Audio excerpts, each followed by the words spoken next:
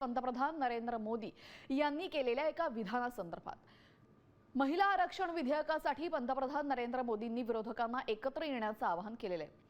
हवं तर श्रेय तुम्ही घ्या, मात्र महिलांना त्यांचा हक्क द्या असं वक्तव्य त्यांनी केलेलं आहे। बहुत बड़ी मात्रा में हमारी महिलाएं जनप्रतिनिधि बनकर के देश का मार्गदर्शन कर रही है, समस्याओं का समाधान कर रही है, बहुत ही सक्षम नेतृत्व दे रही है। और इसी को ध्यान में रखते हुए हमने पार्लियामेंट में नारी शक्ति वंदन अधिनियम पारित किया था। मैं सभी राजनीतिक दलों से फिर से आग्रह करता हूं, आइए महिला आरक्षण लागू करके महिला सम्मान में आप भी जुड़िए, आप भी यश लीजिए, आप भी क्रेडिट लीजिए, लेकिन मेरी माताओं बहनों को हक दीजिए।